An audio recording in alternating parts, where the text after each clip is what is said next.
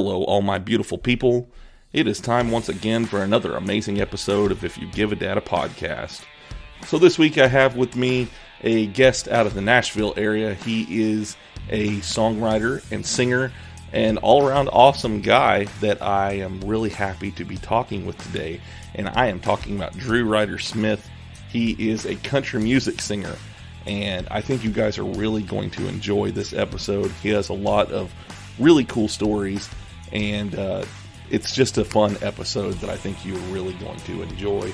And if you stay tuned till the end, you will hear one of his songs after the interview, so make sure that you stay tuned and listen to that afterwards, as well as listening to the end. That way you know what's coming up next with the show.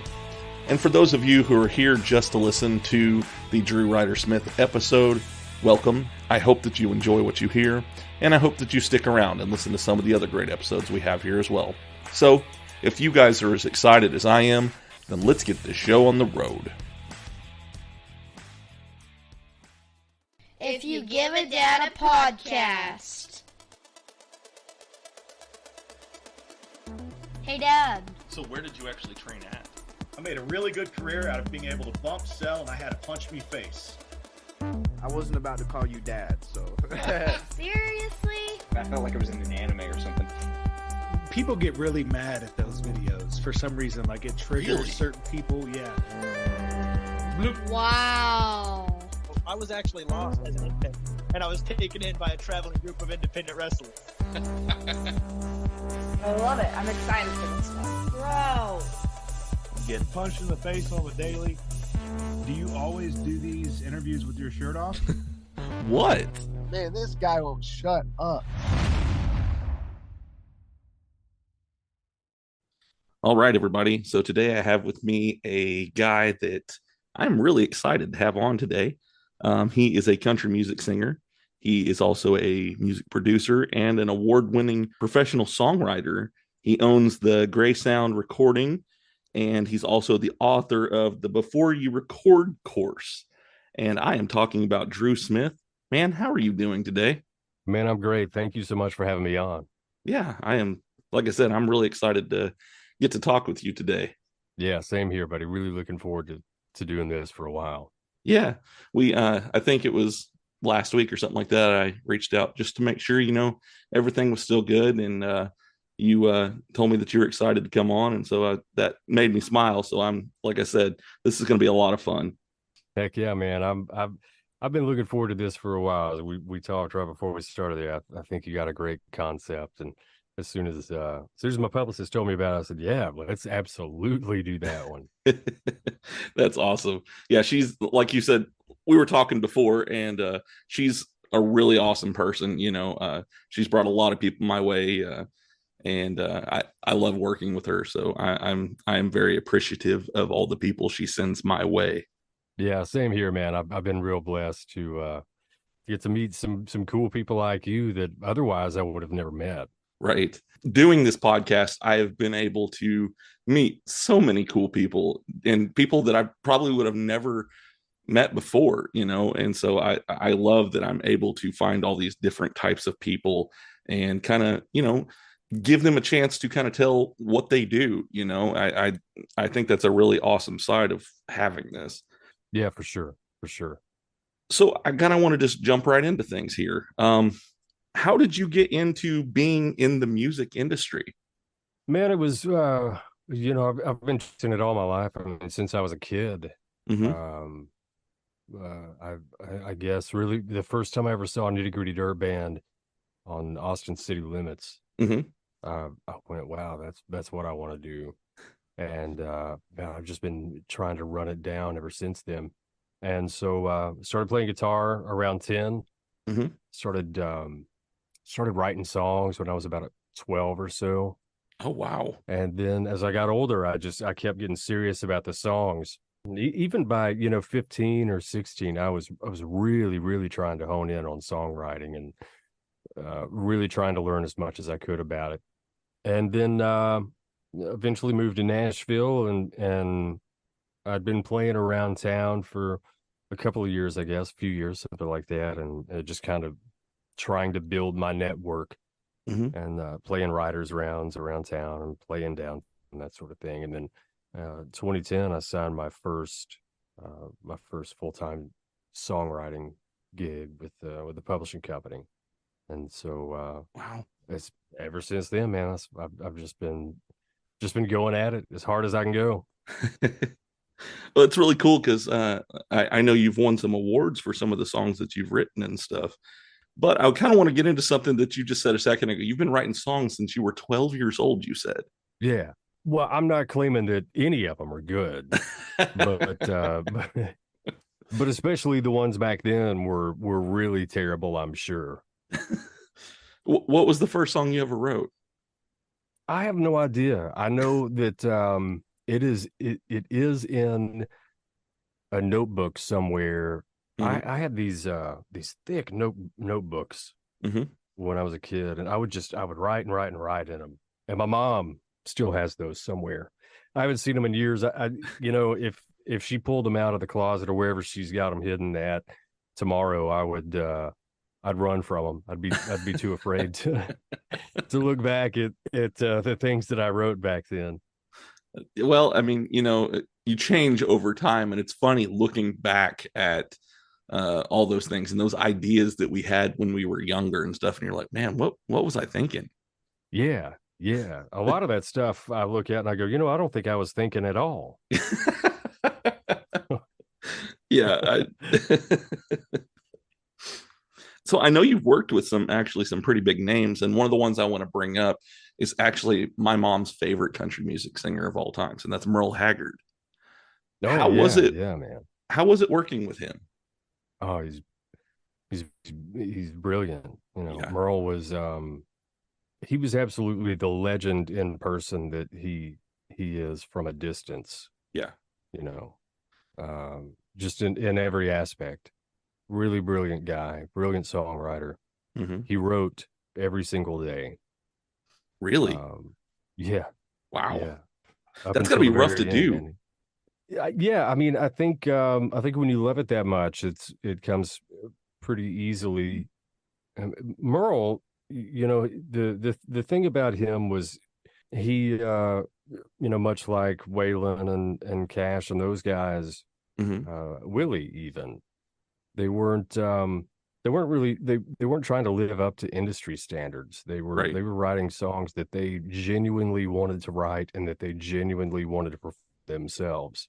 Yeah. And so they were never in a position where they, for 20 years or whatever, wrote what they thought was going to work for the radio and for the record label and for the fans, and then finally said, you know what, I'm tired of this, I'm going to write what I want to write. Those guys came from a time when that was what they always did.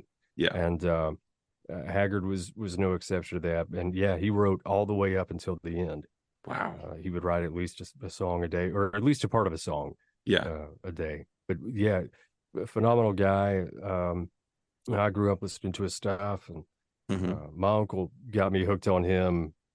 He had a Merle Haggard autobiography on tape, and Haggard was, they would stop and Haggard would tell stories and things like that. But he played that. I listened to it a couple times. It's several hours long, and I just, my God, man, this guy was a real deal, and I've been in love with him ever since. And so to have done some shows with him, and for him to, he recorded one of my songs, and and for that to happen, when that happened, I kind of thought, maybe I should just quit while I'm ahead. A dream right there come true. Yeah, man, it doesn't get much bigger than that. Right. Yeah, well, and I know that you've written songs for people like Randy Houser and a few of the other ones that I was reading, and wow, you've wrote some pretty big songs, actually. I've been really, really blessed, man. I really have. As a writer, things have gone well for me. I've done just well enough to stay alive and stay around, and I've always had interest in being an artist. As a matter of fact, the first deal that I signed, my first songwriting deal, they signed me as an artist writer, and the songwriting really started working out, and I started getting cuts, and things were happening, and so I kind of turned my attention more to that, because I thought, all right, well, that's what's working. So I'm gonna really embrace it. Right. And I wish now that I hadn't done that so much, because I really think that there was room and opportunity to continue to focus on both. But it's hard. It's two very, very different worlds. You would think that, the two are constantly attached, and that they run parallel lines, but they don't at all. And so, but it's fine, man, because I've been very blessed as a writer, and I still have plenty of stuff that I want to say, and I've got the opportunity now, and finally taking it to say those things myself. Right. Yeah. You've started coming out with songs. Like, I've listened to all the ones that you've put out on Spotify, and I have to say, I love all of them. I think X's is probably my favorite one that you have. Great song. Me and my wife have listened to your stuff multiple times, and you have a very unique sound to you. And I love hearing your songs. So I'm hoping that maybe here in the near future, we'll have even more music coming out from you. Oh, you definitely will, man. There's a ton of new music coming out this year. Okay. And a whole lot of it. So we just released 3 that you were just talking about those, and of course X's came out in September, and X's, man, it's consistently one of my very favorite. Is it songs. Okay?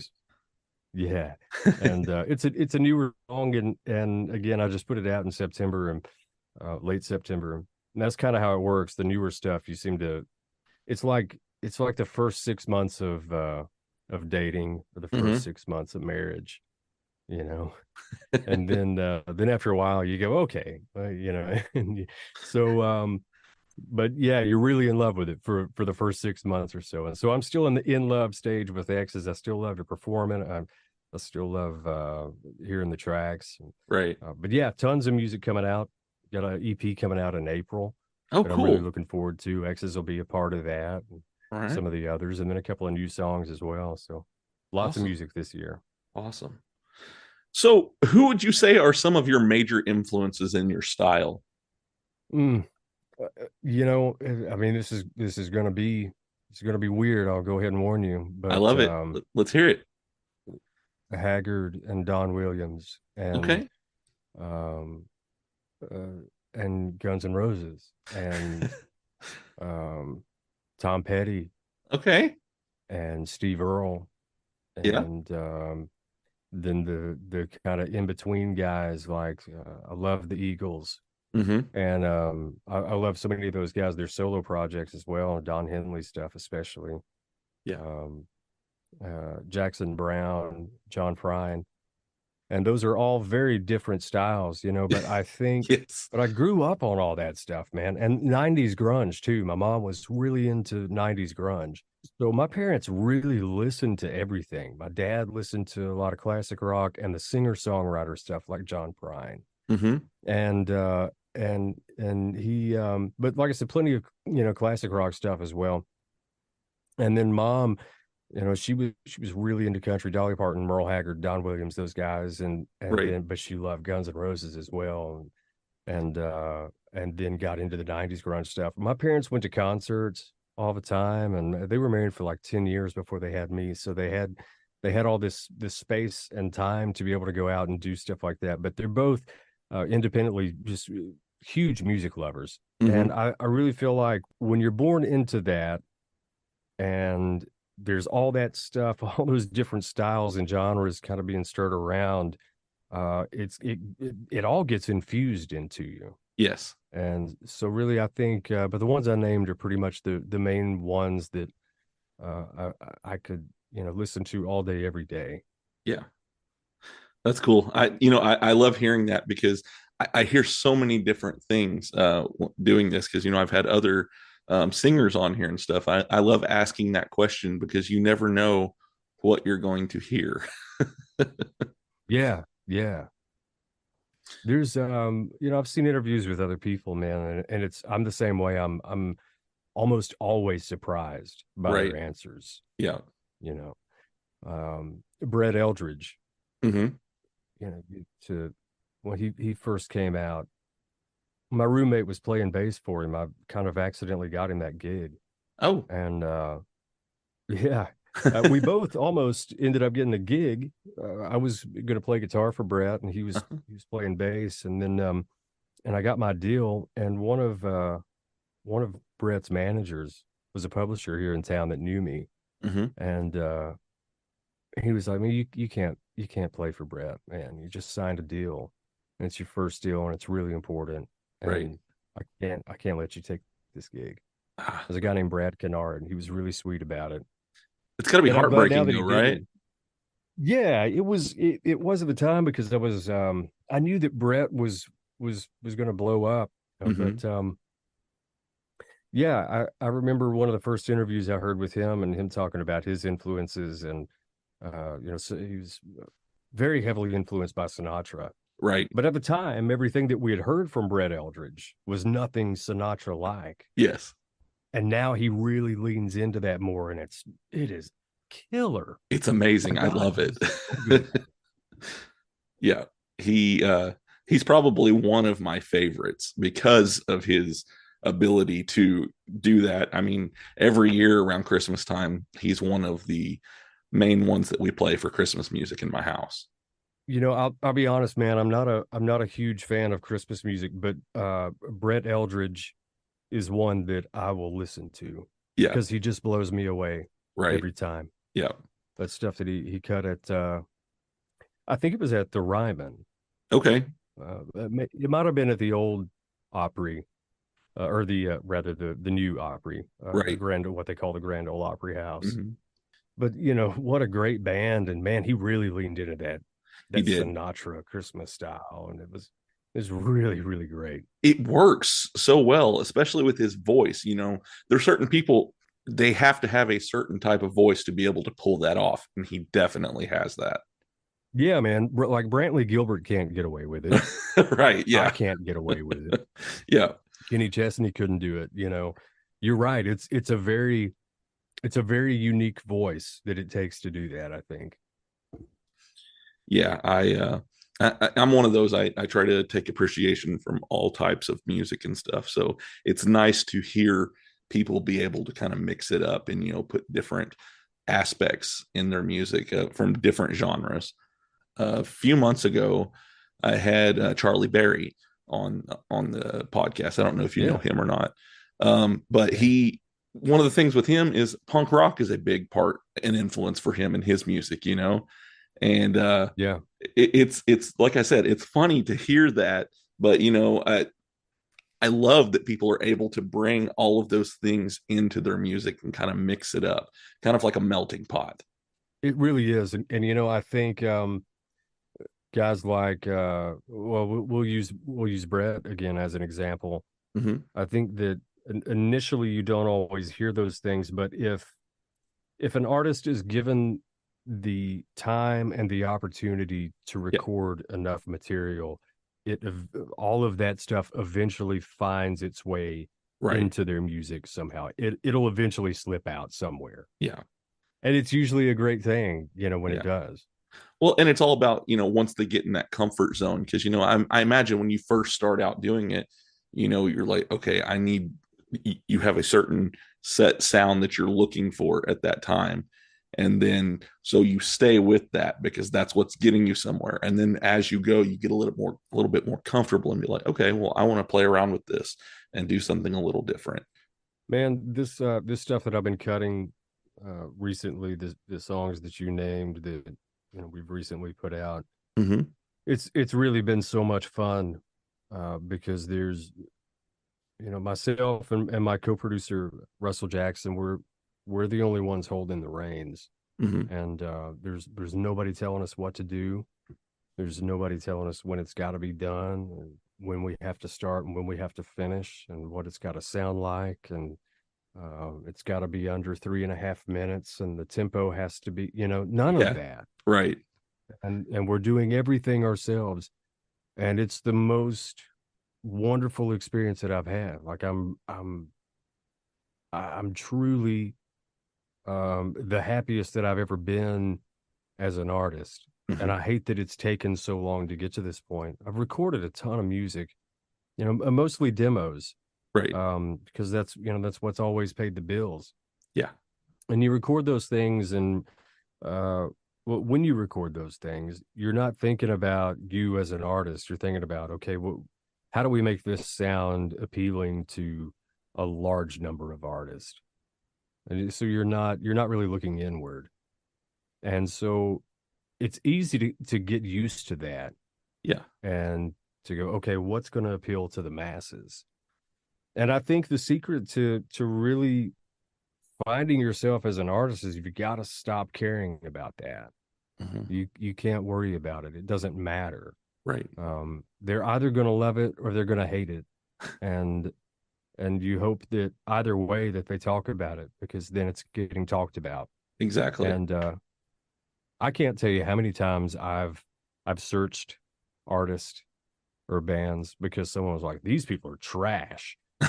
And I'll look it up. I'll go, how trash is it? Let me take a look at this, and I want to see how bad it is. And but either way, man, I think as long as people are talking, that you're doing something right. Right. So what is your process when it comes to writing a song? That's a great question, and I always appreciate it when people ask me about that, because I know that it's a very genuine question from people that have never written a song or Right. have done any kind of writing. Yeah.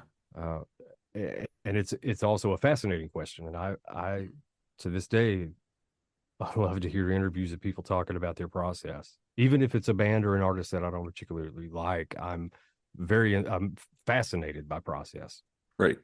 And so for me, when it comes to writing, man, I did it for a living for so long, showing up 4 and 5 days a week to either my publisher's office or someone else's publishing house, and writing songs with 1 or 2 or 3 other guys, and typically you all throw out ideas, and really it's always unanimous. Like, what you're going to write that day, because it's regardless of how many people you got in the room, when you're going around, you're throwing out ideas that you've been holding on to. Eventually someone will say one that everybody in the room goes, let's write that. Yeah. And so you take off from there. But for me, as a writer, that's the process. Is I get these little ideas, and I put them in my phone, which is what everybody does these days. I can't imagine 20 years ago having to walk around with a notebook all the time. It drive me crazy. But I jot my ideas down on my phone, and then when I get in a room with somebody, that's what we do. We pitch each other ideas, and the best idea wins, and that's what we write that day. And but as far as my artistry stuff, I've really been focusing on writing stuff that quote unquote feels like me, if that makes sense. Yeah. Texas was one of those songs. Okay. And the idea for that came from something that my partner had said. She's talking about leaving me, and I was like, we were joking. Yeah. And I was like, you don't want to do that, because then like we're going to spend the next 2 or 3 months, like, you're going to call me in the middle of the night, and I'm a sucker, so I'm going to answer. And then we're going to go through all the awkward talk, and then eventually we'll start trying to figure out where everything went wrong, and everybody's going to be upset, and we'll be up half the night, and then a few nights later we'll do it all over again, and that's miserable. So why don't we just skip all that, and we'll just stay together? Yeah. And that was really where the idea for the first verse of that song came from, was you're going to call me, and I'm going to pick up, and we're going to talk about it and cry it out and say it's better this way. And it was all those little sentiments. And so that's typically my process, man, is like, it can be just one little idea, and then my mind goes on a tangent. Yeah. And it just kind of takes off. And so that's it for me, man. My head things in my brain move pretty quick. So That's awesome. And, I mean, I feel that some of the best songs are stuff that, like you said, it relates to you, or, experiences that maybe you've even been through. You can draw from that. And inspiration is a big part of songwriting. I've written maybe one or two songs because I grew up in a musical family and things like that. Nothing big, probably nobody will ever hear those songs ever. But, I've done it because, like I said, I've come from a musical family. But it always, I feel that when it comes from a experience that you've had yourself is where it's the most heartfelt and it flows. yeah, absolutely. Absolutely. I think 99% of the time that's the case for me. Sometimes sometimes I have to hold on to things for a while because I'm too close to it. Right. Yeah. I've gotten pretty good about tempering myself. And sometimes you can't help it. Sometimes you're in that moment and like you said, it just falls out. Mm-hmm. I mean, it just falls right out of the sky and it has to be written. Yeah. But other times I've made sure that I give myself time from, whatever situation is going on. Usually the tougher situations are the ones that I tend to give more time to, and I try to get a few months out of it. Yeah. I really let everything, just allow myself the opportunity to process before I start putting things on paper. Yeah, that makes sense. Because after you process, your feelings may change a little bit too. That's true, man. And in the right or wrong situation, however you want to look at it, you definitely write down some things that you regret later. Yeah, most definitely. So, what would you say is probably your most favorite song that you've ever written? Man, that changes all the time. We were talking before we started here, and I was telling you that Country Radio Seminar was in town last week, and so I don't know how many interviews I did, but it was a lot, and I was asked that, several times over several different days, and I think I probably had a different answer just about every time. But man, I think The Truth is probably my favorite. I put that out 2021, October of 2021. Okay. And I had really, really been going through some stuff, man. And it had been a tough year, it had been a tough summer, especially, and that fall was rough, and just a lot of things happening personally.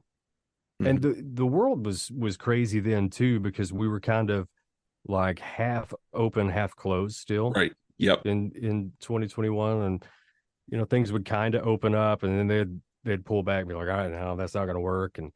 And and everybody suffered from that, so that on top of all these other personal issues. And so I sat down and I wrote The Truth, and man, it was for me, it was me looking for repentance. Yeah. And it's the most honest song I've ever written. Out of, I know I've written well over 1,000 songs, and out of that, that's the most honest one. Yeah. Yeah. Yeah. I'm telling you, man, I've been at it for a while, and but that's by far the most honest song that I've ever written. And with writing that and flushing all that out, and not just that, but also to put it out in the world. Man, some serious healing really started. Right. And I think there's a lot of things that you keep for yourself. Yes.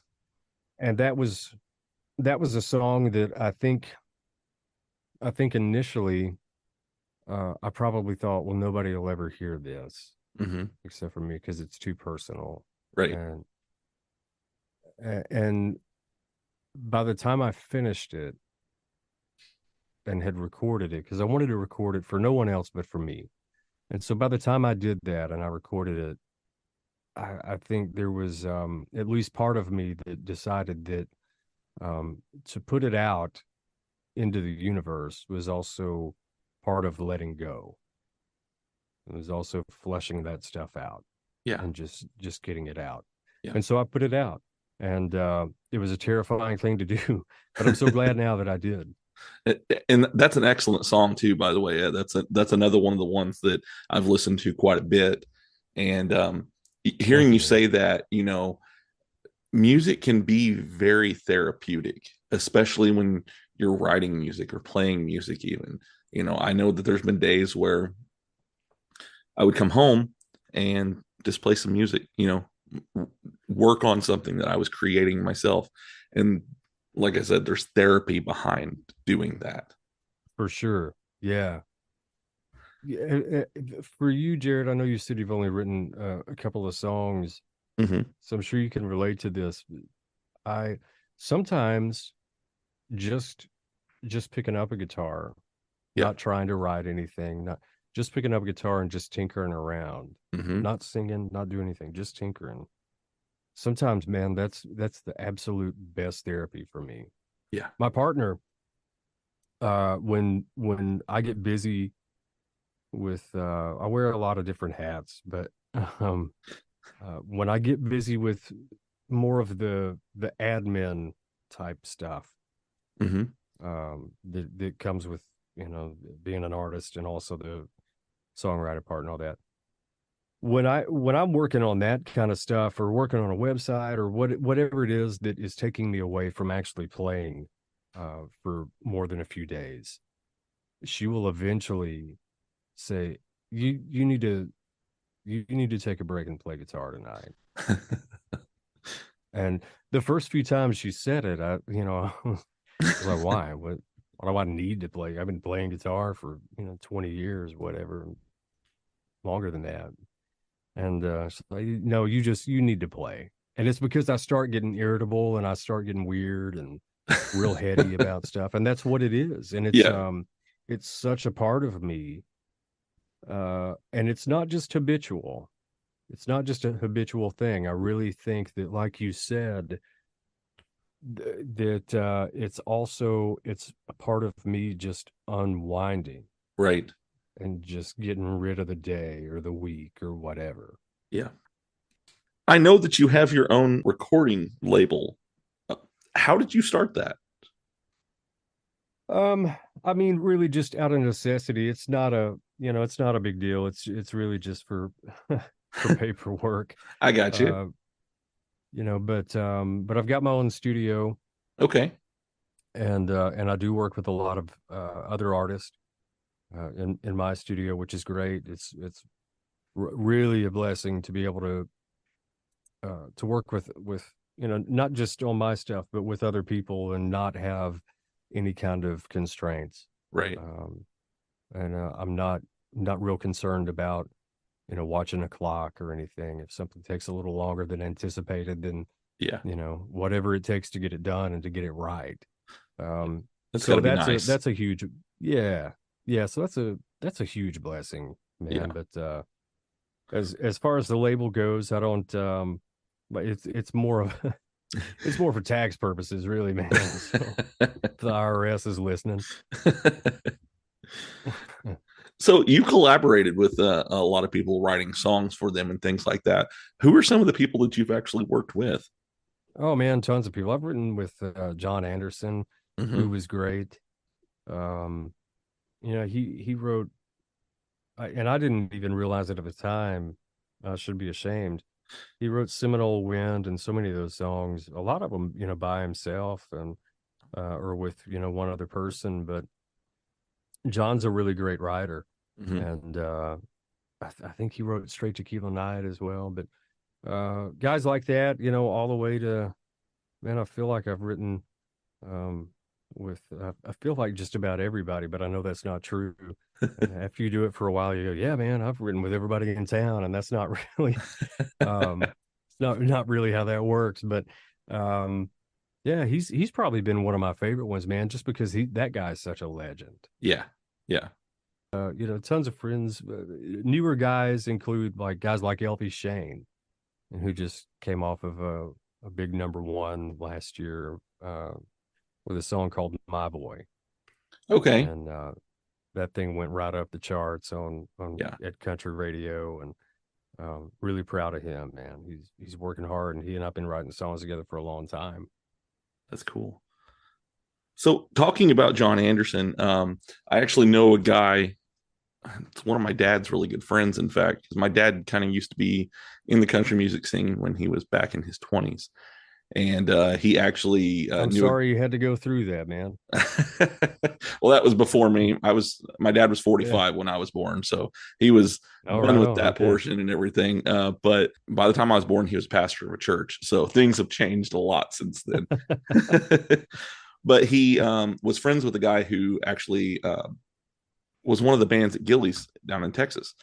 And wow, yeah, and his name was Jimmy Wayne Heydrich. And I believe it was Jimmy Wayne and the Bourbon Cowboys was the name of him and his band. And they were, I guess they were pretty good friends with John Anderson. That's really cool, man. Yeah.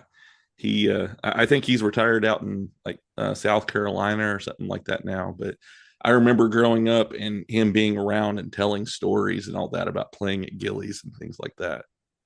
Buddy, I've heard some wild stuff about Gillies, especially like the I think the older the stories get, the better they get. Like the earlier in time that they happened. Yeah. I mean, it was wild, man. It was really wild. I've heard some of the vets.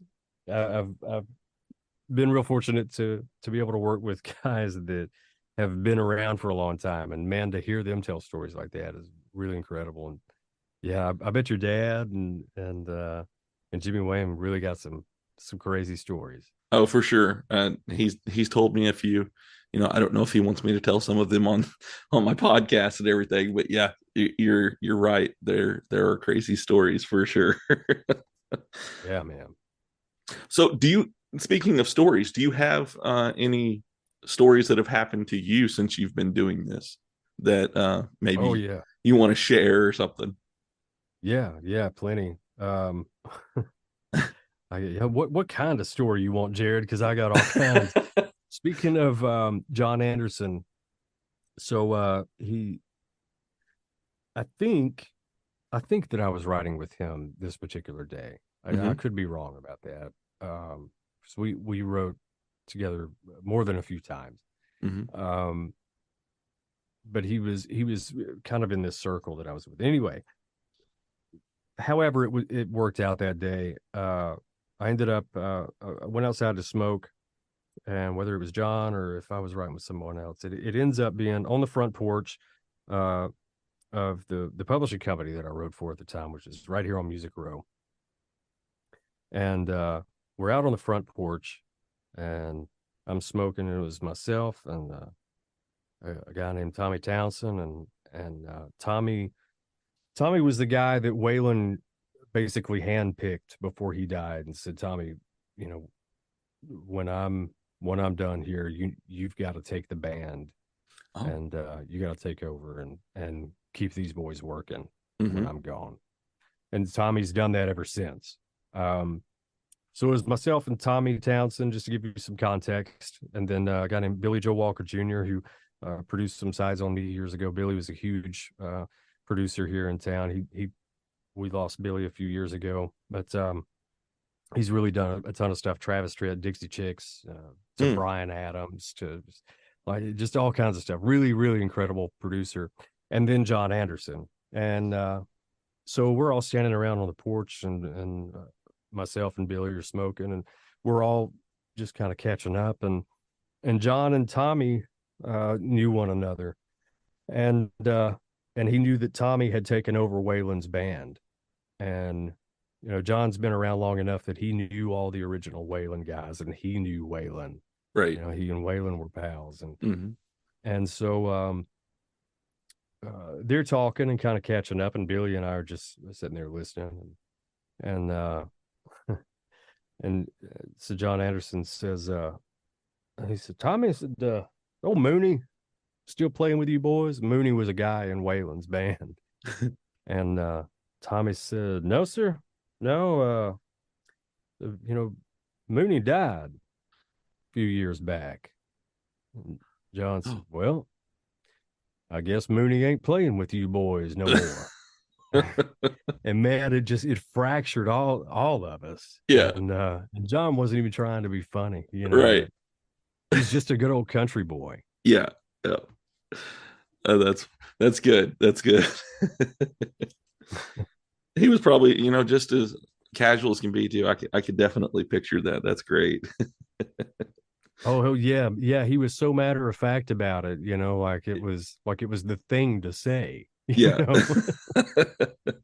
Trip, man. He's a funny guy. That's cool. So do you have a favorite place to perform live? I can tell you my favorite place that I've ever played was Ryman Auditorium here in Nashville. Yeah.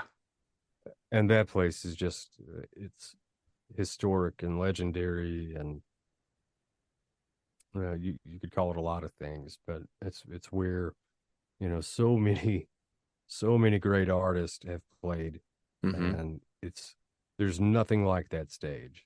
Right.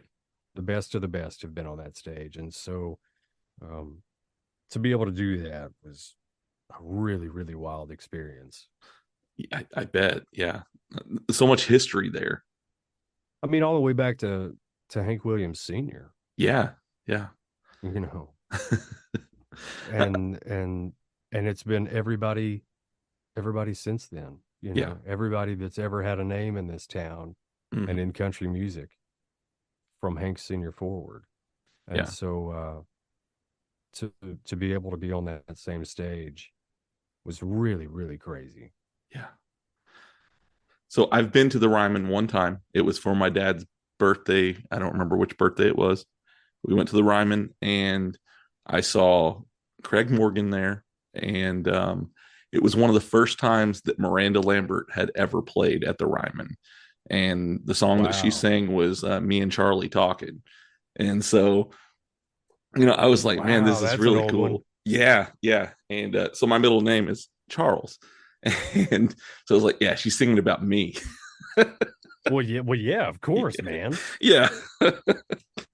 And I didn't want to say anything, but I've heard rumors that she's still hung up on you. Oh man.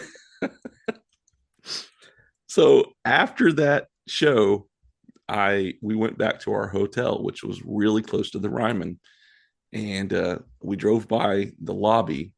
And for some reason, I could have swore I saw her in the lobby. And so I was like, I'll be back. Told my parents, I'll be back here in a minute, and I went up there to look. It wasn't her. And I was really bummed out, but I thought I saw her in the lobby and I was going to get to meet her and be like, hey, I'm Charlie. So you could have changed history, man. I know, right? What did you, so how old were you when you went, Jared? Oh, I think I was probably like 15 or 16. So she's a little bit, I think she's a little older than me, but Oh, that's okay. Yeah, that's all right. But you were old enough to, even if you didn't know the history of that place, I'm sure you were old enough then to feel it. Oh, for sure. I mean, I grew up watching Grand Ole Opry with, yes. I grew up watching it with my grandpa. We would watch Grand Ole Opry and we would watch Hee Haw. And yeah. So, when I went there, I was like, this is really cool. It's just such a different place, man. It's a sacred place. Yes. I almost don't even have words for it. It's but for guys like you and I that grew up watching it, I mean, it's to be there. It's a real thing, man. It's my daughter said it's a vibe. Yes. That's what the kids are saying nowadays, right? That's what the kids are saying. I was real blessed, man, that I had when I first started playing downtown, I was playing one Friday night, and or was scheduled to play one Friday night, and I called this guy that was that had been playing bass for me a lot. I said, "Hey man, Friday night at whatever place it was here on Broadway, and the 10 to close shift." And he was like, "Yeah, man, yeah, absolutely." He's like, "Hey, I'm playing the Opry that night at the Ryman, so if I come in a few minutes late, don't worry. I haven't forgot about you. I'm not flaking out. I've just finished at the Ryman." Yeah. And I was like, "Really?"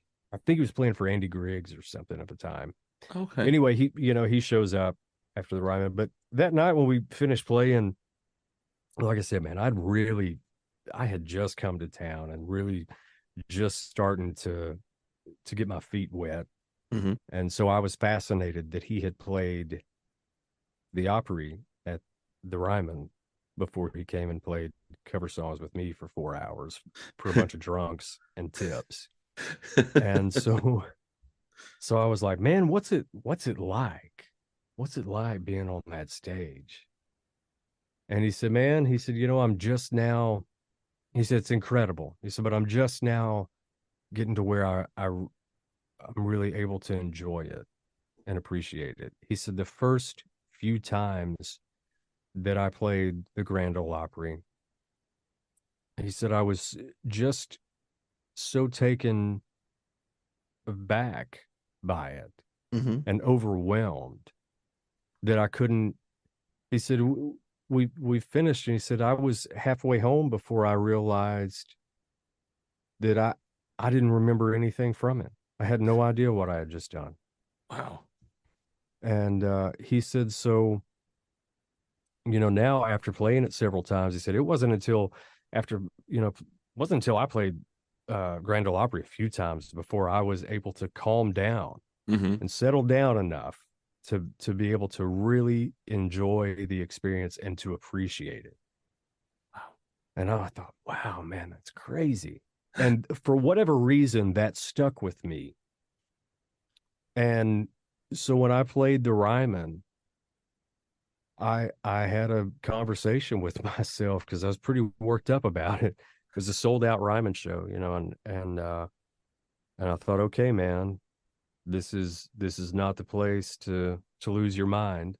You got to calm down, Yep. or else you're going to miss it. You're going to miss the whole thing. So just be cool and you can be excited afterwards. Right. And so thank God that, Cliff Hagan had that conversation with me years before that, because I would have been the same way. I would have went out there and been so overwhelmed by the situation and the feelings and the emotions and the history that I would have missed the entire thing. Man. Well, thank goodness for people with the experiences that we can, kind of get advice from them on that. That wow. Yeah, for sure. So Miranda was there. Who else did you say that you watched there? Craig Morgan. That's right, Craig Morgan. Yeah. I got a great Craig Morgan story for you too. I was I forget which record this was that he was working on, but I mean, he had already done Almost Home, and he was a few records in and still doing really well. Uh-huh. And his producer at the time, maybe still produces, I'm not sure, a guy named Phil O'Donnell. He wrote for the same publishing company that I was writing for. And anyway, Phil came in one afternoon and said, "Hey man," said, "you want to come over to Starstruck tomorrow?" He said, "Craig's cutting a bunch of stuff over there. And come just check out the session, just drop in." And I said, "Yeah, man, absolutely." And I went over there the next day, drove over to Starstruck, and walked in and said, "Hey, I'm here for the Craig Morgan session." And so they took me back there, and I went in the studio, and the whole band is out in the live room, and I knew most of those guys, the A-list players, Mm-hmm. and but I didn't know Craig, and I'd never been around Craig Morgan. But he's in the vocal booth, and he's doing what we typically call a scratch vocal. Okay. And so the purpose of that in the studio, when you're cutting tracks, is basically just to give the band just some audio cues. Yeah. Usually, they have we've got these boxes where you can control everything that you hear. So if you want more drums, you can turn this knob and it turns the drums up. If a guitar player is, knocking your head off in your headphones, you can turn that guitar down. So a lot of times those guys will turn the vocal down. Uh-huh. Not off, but just turn it down where they can just hear vocal cues. Right. And otherwise they're reading, what's called charts. And so he's in the booth. And again, you never use the scratch vocal. Like it's just that's not a thing. Yeah. Because you just go in there, you're just singing it just for the band. So you're kind of halfway singing. Okay. Yeah. Because it doesn't matter. Right. Their parts matter. Uh-huh.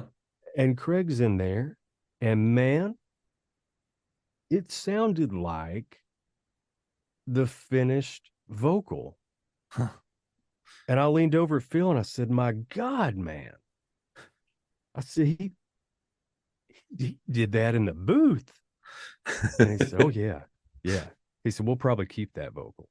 I said, "Are you serious?" He said, Yeah, we'll probably keep that vocal." I mean, he was, Wow. dude, he hammered that vocal. It was so good. Yeah. I'm not sure that I've seen anyone, I'm almost afraid to say this, but I'm not sure that I've seen anyone as good as Craig in the studio just doing a scratch vocal. Wow. I'm sure there's a couple others that'll come to mind later on, but yeah, man, he was that good. That's cool. And yeah. And a little while after that, because I would have never imagined that, Mm-hmm. And a little while after that, I was over at another studio here in town, and this guy named Billy Decker, he was mixing some of my demos, and I went over there to pick up some mixes from him, and I got over there, and Billy's in his room. He's sitting behind the console, and he's mixing. It could have even been the same record. I don't know, but he's mixing a Craig Morgan record. Uh-huh. And I said, "Man, I just saw Craig in the studio," and I started telling Billy the same story about him being in the vocal booth singing the scratch vocal that you almost, 99.5% of the time you throw that vocal away. Yeah. And told him how good it was, and he said, "Oh yeah, man, hell yeah." said Craig, he cuts his own vocals. Wow. I said, he cuts his own, but he doesn't even write his own songs, man. What do you mean he cuts his own vocals for his records? And he said, yeah. He said, man, he's got a little closet there at his house that he's got padded up, some blankets and stuff. He's got a real nice microphone in there, a little preamp. And I send him the tracks. So I'll get him, a rough mix going, and I'll send him, just a stereo mix of the tracks, and he gets in there in his closet and sings, and that's what's on the record. Wow. It's just wild, man. Really unassuming, Yeah. But yeah, stuff like that happens in this town a lot, and it's just always really, really cool to me. Yeah. I'm sitting over here I'm enjoying this so much, hearing all of this, because that is one of the coolest things ever, and it gives me kind of I already loved Craig Morgan. And so it gives me like even a whole new admiration for him and his music. It did the same for me, man, because I liked him. Yeah. And then when I experienced that, I went, this guy, this dude is really a singer. Yeah. Like, he is no joke a singer. Yes. And listen, I'm here to tell you, man, there are no record labels in town that's going to let an artist take the tracks home and record them in their closet. It just doesn't happen. Yeah. You don't do that. Artists they're not given that opportunity for a reason. Right. But Craig is so good.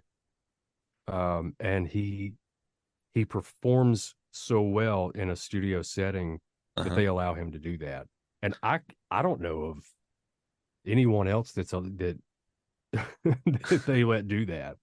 That's crazy. That is really crazy. Yeah. Well, I mean, So he's that good. they definitely trust what he does, and I mean, it shows. He produces good stuff. He does, and it's as an artist, I'm baffled by it. I'm baffled by it in a lot of ways, but also as an artist, because it is really, really difficult to produce your own vocals. Yeah. And my partner, she's good about keeping me in check about that. Like I'll put a vocal on something and I'll send it to her or play it for her, and she goes, "You know what? You do that better, like in the kitchen." And she's right. It's because you get in there and it's when I record my own vocals, it's easy to get really technical about it, and it loses some of the performance that would naturally happen in any other setting. Yeah. And so I've gotten better about that. And you would think that I'd be great at it for as long as I've been doing it, but it's still, artists are heady, man. Yeah. You grew up with musicians, you know how it is. We're weird folks. And we all overthink. And so,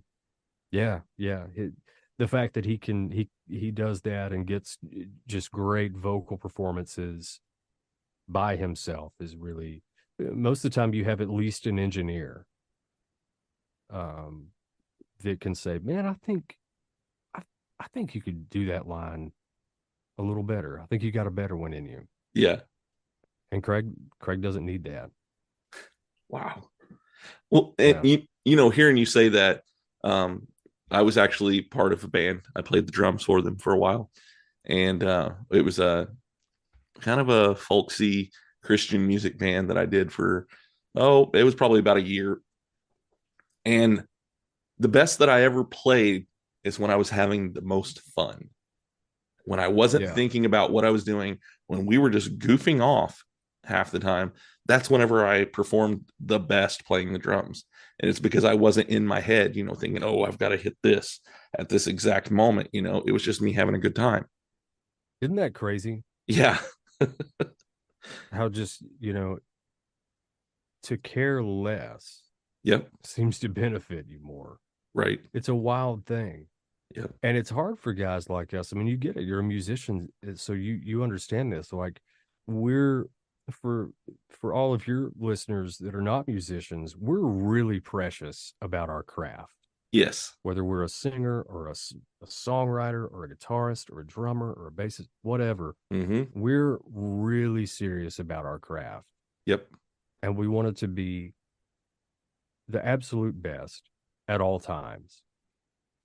And when we're truly at our best is when we don't care, is when we just let go. And it's a weird thing, but it's so easy to fight it, because you want to sit there. I mean, you're the drummer, so you're the backbone of the band. Right. Yep.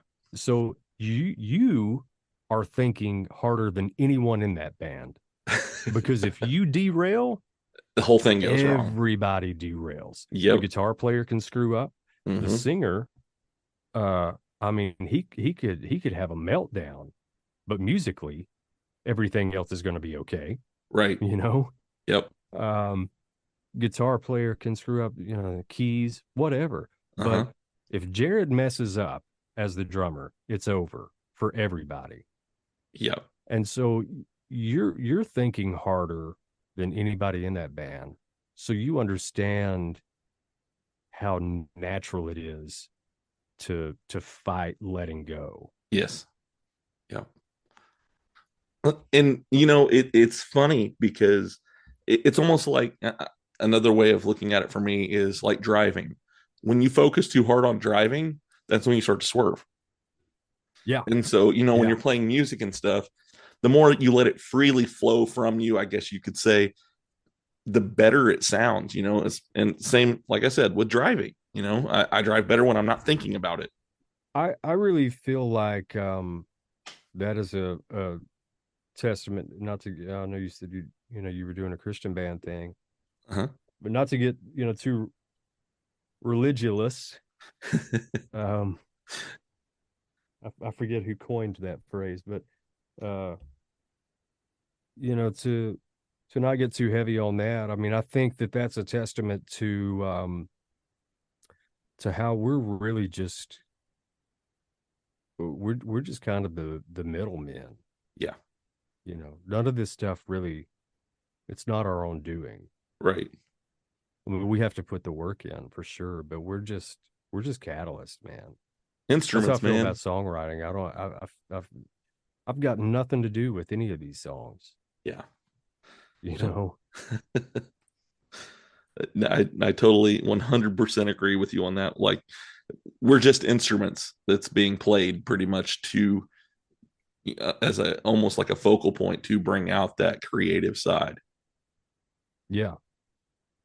And a drummer needs all the Lord's help he can get. That's for sure. Man, yes, because you got to have the stamina to keep going. And I've done concerts in a park in the middle of July, and that was fun because it gets hot playing the drums. You're moving a whole bunch. So yeah, man. So do you play many different types of instruments? Man, I play at things. Yeah. Yeah. I can play bass a little. I can do a little bit on drums. I can do a little bit on mandolin. Okay. But my main instrument, the only one that I really claim, is guitar. All right. Yeah. Guitars, like you said, it's a instrument that you can use just to kind of let things flow out of you, emotion wise. And so, yeah, I understand guitar. My favorite thing to play for me is the bass guitar, though. I think it's the most fun. Oh, love playing the bass guitar. So much fun. What is it about that versus drums? Well, so I get off on bass, or did you start on drums? I started on drums when I was about 7 years old. Like I said, I'm a pastor's son. So we didn't have a bass player at our church. It's a Pentecostal church. So, we got all the instruments and everything.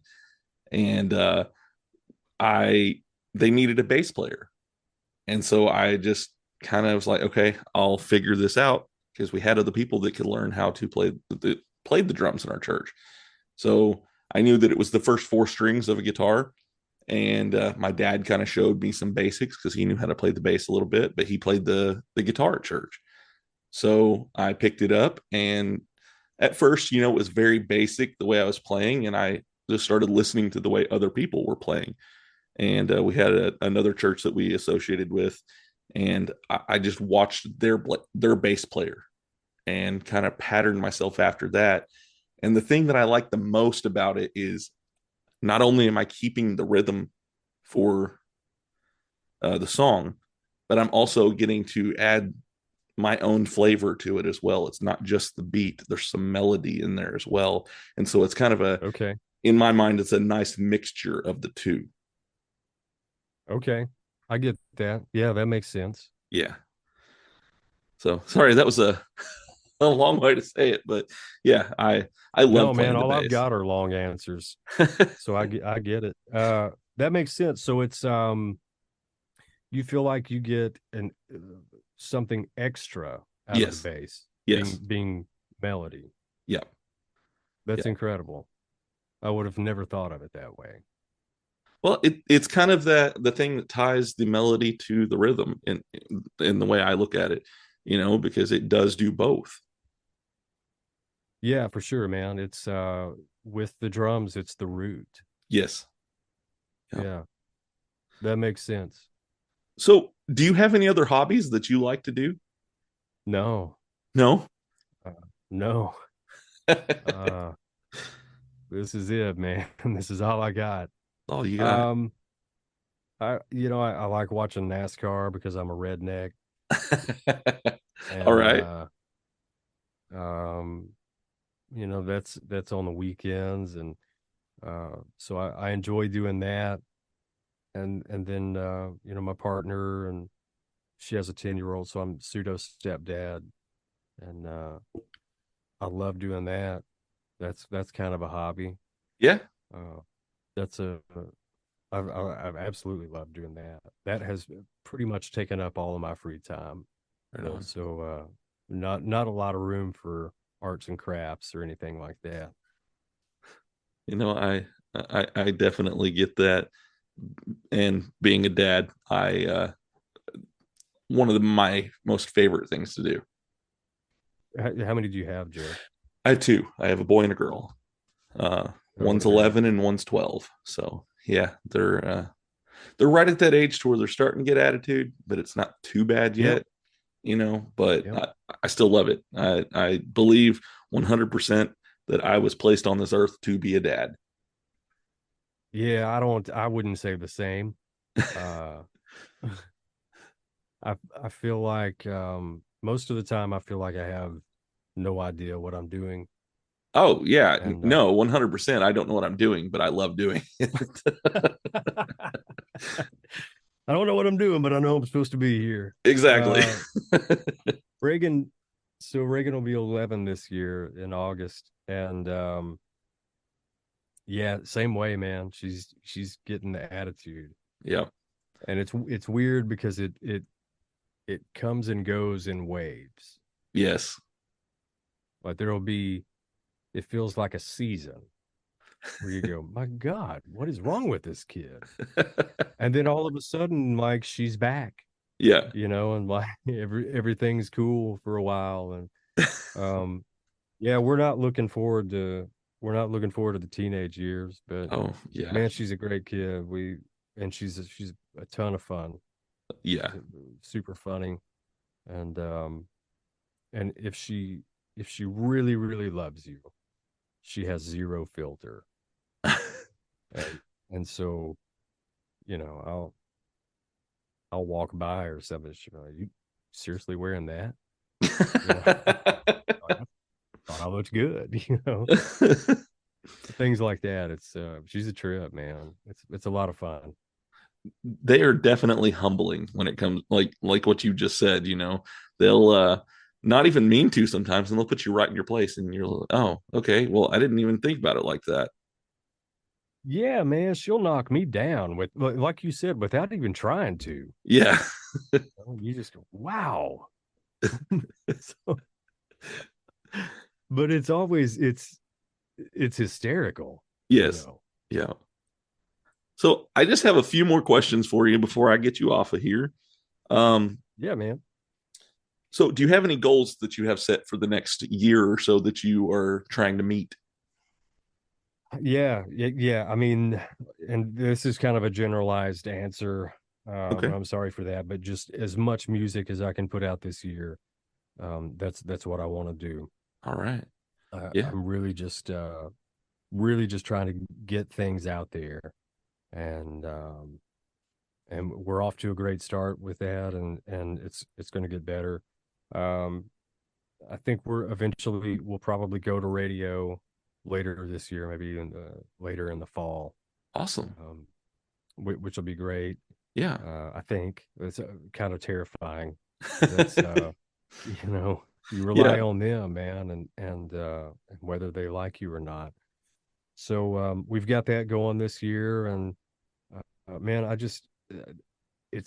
realize that we're only a few months into it, but man, this has already been one of the better years that I've had. Awesome. And that's I feel like that's crazy to say because I've been blessed and had some really great years, but this one is already off to just a really great start. I feel better about things now than I have in a really long time. Yeah. So I guess the answer is my goal is just to continue that momentum and continue to hold and embrace that feeling and that energy. Right on. I like it. So do you have any advice for somebody who's trying to break into the music business? Go home. Just go home and do something different. Anything but this. Is it a lot like the song Crazy Town? Is that really the way it is there? It's pretty crazy. Is it?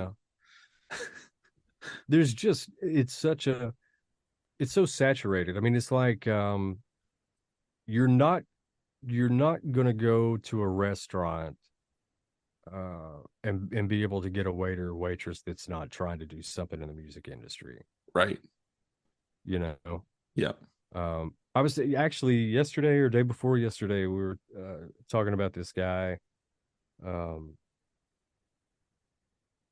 he's an engineer here in town at a really, really nice studio. Uh-huh. He's doing really well. Anyway, I was telling this other guy that I'm working with on this project. I said, man, Cam used to make my coffee every morning. Yeah. He was a barista. Mm-hmm. He was in school. He was 18. He was just a kid. And now he's out here killing it. Wow. I love stuff like that. But anyway, that being said, yeah, it's definitely like Crazy Town in the way that it's just everybody here is either doing something or trying to do something. I'm sure it's, I would liken it to going to LA. You're not going to be able to go to a restaurant in LA and get a waiter or waitress that's not trying to do something in the film industry. Right. Yeah. So yeah, it's pretty saturated, but I think the advice that I would give is that, you just always show up, just keep showing up. And, eventually, and that goes for songwriting, and that goes for if you're just if you're not interested in writing songs, if you want to be an artist, mm-hmm. or if you want to be a session player, or you want to play guitar on the road, for an A-list artist. Mm-hmm. You've got to continue to show up, and you've got to continue to build your network and to be seen. And even if people are not seeing you do what you do, if you're around and you're a really great hang, mm-hmm. you're going to get some opportunities. That's cool. Yeah. All right. So be cool. Just be cool. Just be cool. I can't tell you how many guys I know, and myself included, that have gotten opportunities just based off of just being around and just being a good hang. Yeah. How often do you have it to where like somebody new will come in there and they just, so that this is a wrestling term that I'm going to use, but marking out. So they just come in and act like a crazy fan. How many times has that happened in the past where they just mark out when they get in there with you guys? Man, it really doesn't. That almost never happens. Really? Yeah. Okay. Almost never happens, because if they're in the room, then there's a reason they're in the room. Right. Yeah. Like you're not, like, our publishers are not going to book you with us if you moved to town last week. I got you. Yeah. I mean, that makes sense. Yeah. So there's a mutual respect that happens there, that's unspoken. If you're in the room with somebody, they're there for a reason. Yeah. They're doing something right. Yeah. So if people want to follow you, how can they do that? I guess just walk around behind me. That's a dad joke right there. That's a dad joke. Man, I'm on all the things, the Instagram and the Facebook and the TikTok now, trying to figure that out. Thank goodness I got some people that help me out with that, because I don't understand that animal at all. It's different. It really is. Yeah. But wherever you go on social media, you can find me at Drew Ryder Smith, and the website is the same. It's just drewrydersmith.com. All right, man. And lastly, is there anything that maybe you want to say to your fans directly? Man, I'm grateful. I'm really grateful. This thing would have run out of steam a long time ago if it hadn't been for the faithful few. So I appreciate anybody that has ever listened to my stuff. Again, whether they like it or not, I'm still grateful for the streams. and but especially to those that that listen and that want to hear more and that tell their friends about it, or that send me a message and say, man, I was listening to this the other day and it was really great. And, you know, things like that. Those people are so, man, they're so important to guys like us, because sometimes they're the only ones that are keeping you in it, you know? Yeah. All right, man. Well, it has been great having you on here tonight. I've really enjoyed talking with you, and I can't wait to hear. Dude. Thank you, brother. Yeah, I can't wait to hear your new music that's going to be coming out. Yeah, man, you're going to be hearing it soon. All right. Well, you have a great night. You too, brother. Thank you for having me. All right, everybody, and here is his song that we talked about in the interview, X's. You only call me when you've been drinking or in the middle of the night. I'm gonna give in and I'm gonna pick up every single time. We talk about it, cry it out, and say it's better off this way. Call me bitter, but I don't really think it's better off this way. It's just something people say. We had it all for a little while, baby. Ooh, yeah, betting man would have bet his land that what we had was gonna make it. Think about meant to be, I think about you and me. I never thought we'd ever be exes.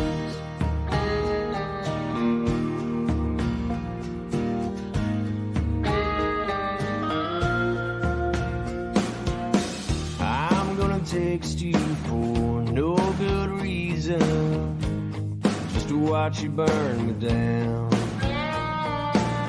Way too much history, so many memories. Everywhere I look, I see we're all over this town. Ooh, we had it all for a little while, baby. And ooh, yeah, betting man would have bet his hand that what we had was gonna make it. To be, I think about you and me. I never thought we'd ever be exes.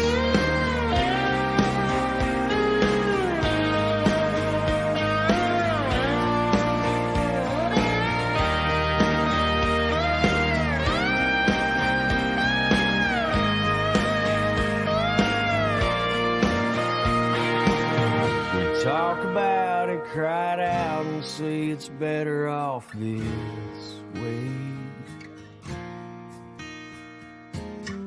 Call me bitter, but I don't really think it's better off this way. Guess what I'm trying to say? 'Cause ooh, we had it all for a little while, baby. Ain't it crazy? And ooh,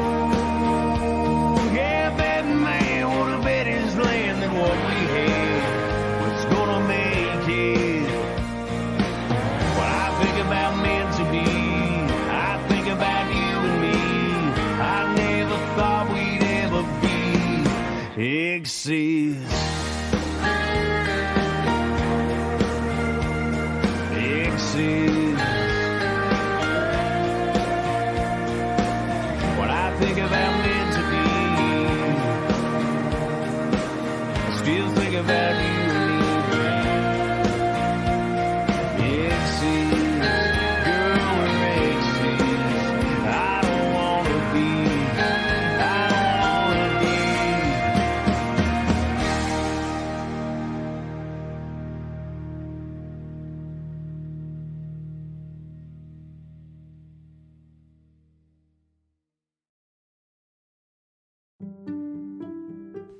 It took me 10 years to make the perfect man cave. And then we took it over. And we made it into the multiversal chamber. Then I started my own podcast. And we took that over too. And we're the co-hosts, the Multiverse Kids. Yeah, and I'm the dad, the geeky dad. And every week, we what?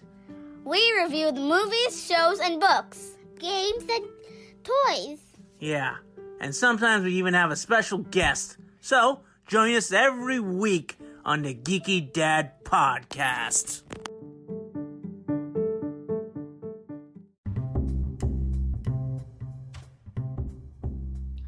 Are you in middle school?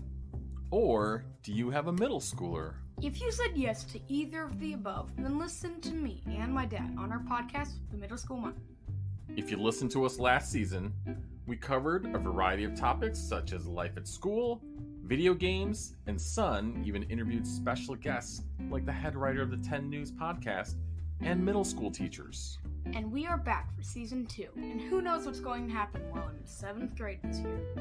You can find our podcast, The Middle School Mind, on our website, themiddleschoolmind.com, or on Apple Podcasts, Spotify, or wherever you listen to podcasts.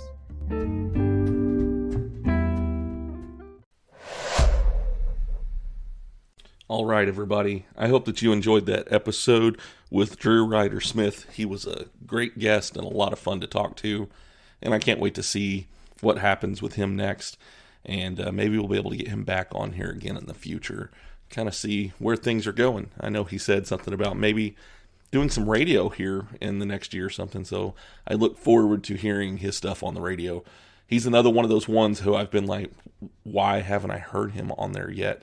Because he is very, very talented, and I was very happy to have him on the show. So I've got some pretty cool guests coming up, as you've heard me say many, many times before. Next week's guest will be Kurt Gannon. He is a wrestler for Control Your Narrative, and he wrestles in the Oklahoma area and a bunch of different other places as well. And I am very excited to be having him on the show. I had Slammer on not too long ago, and this is a guy that he talked about, and I am really excited. I talked to him on Facebook the other day to make sure that he was good to come on, and he said he is excited to be on the show. So make sure that you tune back in next week so you can hear that episode with Kurt Gannon. It will be a lot of fun, and I'm sure he's going to have a lot of stories to tell. I've got some really cool people coming up. I've got some that I have to reschedule that I've told you guys about that I'm going to be doing. Family things come up. I've had some family things come up. The person that I'm talking about has had some family issues come up as well. And so we're kind of rescheduling things and everything. So don't worry, those people that I've told you about coming on the show, they are still coming. We just have to kind of move some dates around and things like that due to personal issues that are going on and things in life. Like I like to tell people whenever they do have to cancel on me, life happens, you know, and you've kind of just got to go with the flow sometimes. But yeah, I am excited about all the guests that I am going to be having on. I am almost booked up through May now. I've got all kinds of guests, and I'm going to try to break it up. Instead of being 80% wrestling, I'm trying to make it maybe 50% wrestling. I've got every other week scheduled. You know, I've got plenty of people in wrestling because I love wrestling. So I'm going to try to break it up, put some other things in there as well. I've got people from all walks of life that are planning on being on the show, and I'm very excited for you guys to hear them. And yeah, so make sure that you are tuning in every week. That way you can hear all these great episodes. If you guys would like to follow me online, you can do so by going to Facebook or Instagram or Twitter. Those are my 3 main ones. I'm on other ones like Hive and TikTok and Snapchat as well. But if you want to find me, just go and search If You Give a Dad a Podcast. It is at iGadap on Facebook. It is at Give a Dad a Podcast on Instagram. It is at DadPodcast11 on Twitter and on Hive. I believe that the Snapchat and the TikTok is at iGadap as well. Follow me on any of those. Sure to be a good time. I'm looking to do some more things here in the future. I am going to be having mugs coming out. On one side it will say, "Hello all my beautiful people," and on the other side it'll have my logo. So if you guys are wanting to do that, you can start placing orders with me here soon on that. I will also be having t-shirts that you can order through me directly. Send me a message and tell me what size you want. They'll be on white shirts with my logo. So yeah, reach out and try to get those. Also, I'm going to be having some stickers coming as well. So I will be announcing those here soon, and when I do, I'll put the prices out there, and then once I announce them, then you can start ordering them. If you want to support this awesome thing that I have going on here, I would love to have you do it. If you want to send me an email, you can do so by sending it to giveadatapodcast@gmail.com. I love hearing from you guys. I love interacting with all of you. Whenever I get a message, it always puts a smile on my face. So yeah, reach out. Tell me what you think of the show. Whether you like it, whether you don't. Let me know what you think. And as I'm saying that, go out there and rate and review this episode. Let me know for sure what you think. Go out and give me a thumbs up, thumbs down, 5-star, 1-star, whatever it is. Just let me know what you think of the episode. I love hearing from you guys, and I can't wait to bring you more content. I want to give a shout out to my podcast network, the OIW Podcast Network. They have all kinds of shows on there, from wrestling to retro video games to Star Wars talk. Anything that you can think of, they've got it on there. They've got my show as well as plenty of other ones that do pop culture talk and all kinds of other things. So go out there and check them out. I will have a link to them in my show notes. Also, I want to give a shout out to the man who created my ending theme song for me, D-Cure. If you like the way that sounds, go out and look up his music. I post his stuff all the time on my Instagram and Facebook and things like that. He is awesome when it comes to making music, and I love supporting this guy. Like I said, he created my ending theme song for me, so he's a pretty cool dude in my book. And if you like what you hear, go and check him out. I'll have a link to him in my show notes. Just stay tuned. Keep listening. I've got some great episodes coming. I'm excited about this year. I'm excited to see what happens with IGDAP. So, yeah, I love you guys. I hope that you have a wonderful week, and I will see you next time. Bye.